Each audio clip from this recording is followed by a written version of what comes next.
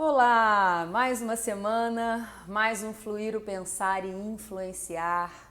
Estou muito feliz de fazer essa série de vídeos e eu queria muito saber como é que você está recebendo esses vídeos. Então deixa uma curtida lá se você está gostando, se você acha que está contribuindo para a sua vida, me diz o que você está sentindo, né? Vamos trocar informações, eu quero saber como é que esses vídeos estão chegando até você, tá bom? E hoje o tema escolhido, na verdade, atendendo a pedidos, né, é o medo. E o medo é um tema muito humano, né? Quem não tem medo? Todo mundo tem medo em algum lugar, de alguma coisa. E na verdade o medo, assim como a raiva, assim como alguns sentimentos, são genuínos do nosso sistema. Né? Uma pessoa que não tem medo, ela se torna imprudente. Né? Se você não tem medo, você se joga da janela e pronto, porque nada te impede de fazer isso, né? Então, esse lugar de olhar para o medo como um ajudante, né? Olhar para o medo quando o medo está equilibrado, né? Quando esse sentimento está ocupando o espaço que deve ocupar aqui dentro, né? Olhar para o medo como uma possibilidade de se preservar, de se precaver, né, de não ser imprudente. Se a gente pudesse olhar para o medo assim, a gente agradeceria o medo que tem.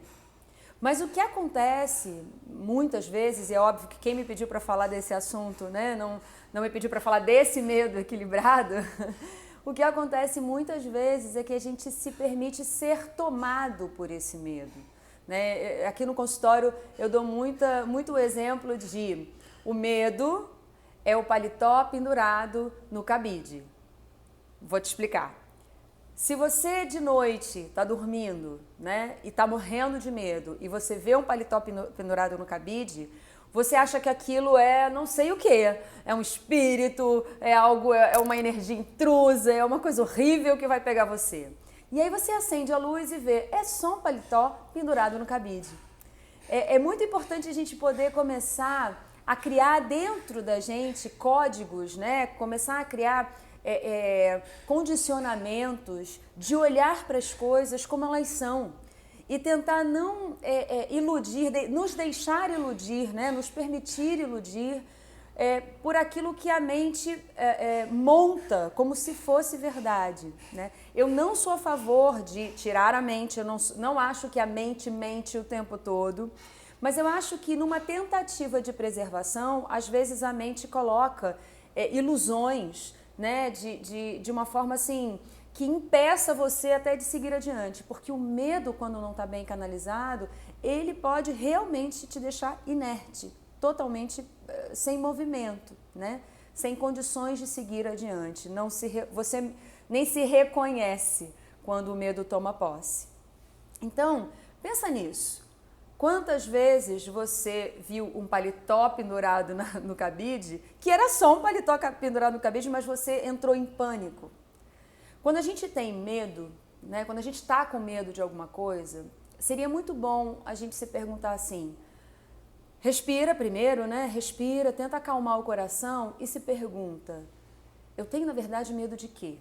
Em geral, quando a gente tem medo de algo, não é aquilo que dá medo.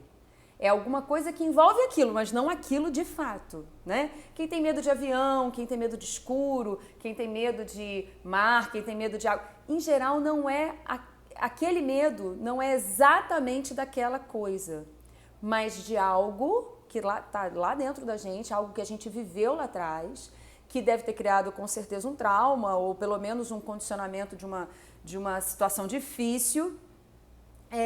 E a gente então coloca esse medo ancorado nesse fato, nesse evento ou nessa coisa, né?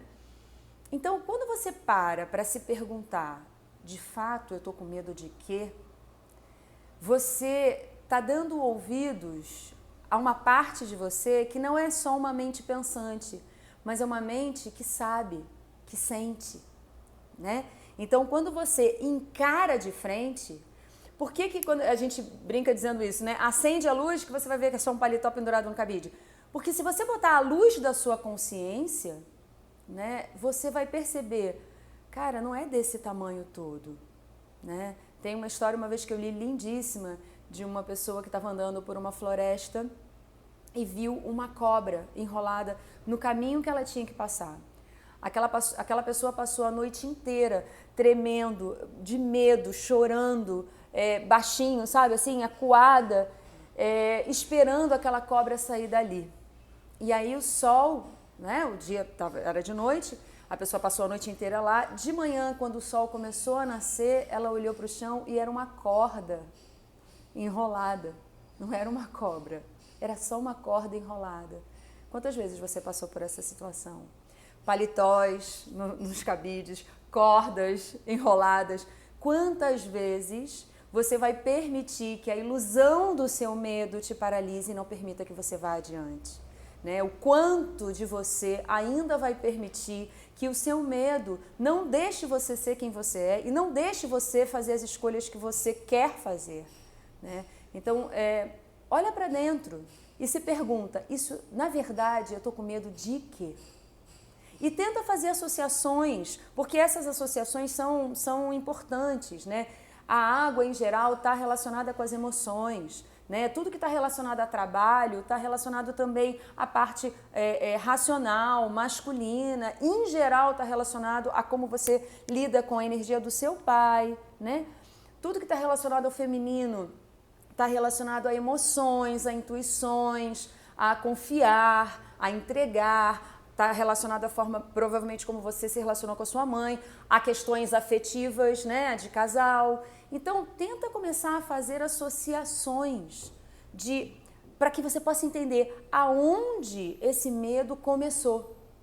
E uma vez que você entenda, então eu não tenho medo de avião, eu tenho medo de estar fora do controle. Então o lugar já começa a mudar, entendeu? Porque assim, se você tem medo de avião e tem que fazer uma viagem, o que você faz? Chora, né? Porque é uma viagem, por exemplo, que tem que atravessar o oceano e você tem que ir rápido, não dá para ir de navio. O que você faz? Senta e chora, né? Toma um calmante, entra no avião e vai. Mas será que precisa ser assim? Será que não dá para você se auto-observar e realmente se dar conta do que está por detrás desse medo que você está expressando no avião? Né? O que o avião te fez de mal? Nada. Né? O avião é o segundo meio de transporte, por exemplo, mais seguro que tem. O primeiro é o elevador. Então, assim, em geral, esses medos não são fundados na questão específica. Às vezes existem traumas, né? Às vezes a pessoa passou um trauma no mar, no avião, no escuro, e aí guarda aquilo, né, como uma situação de risco, e aí toda vez que olha para um avião, para um mar, para o escuro, entra nesse medo.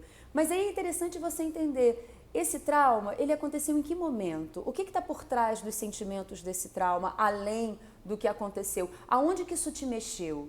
Né? Autoconhecimento é uma dádiva, minha gente. Autoconhecimento é uma dádiva, né? O trabalho que eu desenvolvi, desse que eu estou dando o curso, que é a Sinapse, assim, esse final de semana foi tão importante, foi tão lindo poder ver pessoas despertando, sabe? Assim, é lindo ver os alunos do curso, que são pessoas heterogêneas, pessoas de todas as idades, de todos os conceitos, de todas as ideias, de todas as religiões, olhar para pessoas, simplesmente pessoas, fazendo um exercício de se autoconhecer. Isso é tão lindo, tão lindo. E eu desejo isso para você também. Se autoconheça, se auto-observe, né? E não precisa deixar o medo te paralisar. Você é maior que o seu medo, né? Lembra disso. Talvez seja só uma corda enrolada e não uma cobra, né? Então, olha para dentro, respira, se ouve, né? Se sente e tenta entender de onde isso vem de verdade, tá bom? O medo não é maior que você é maior que o medo. Então, um beijo enorme. Semana que vem a gente está aqui de novo, tá? Fica com Deus. Tchau, tchau.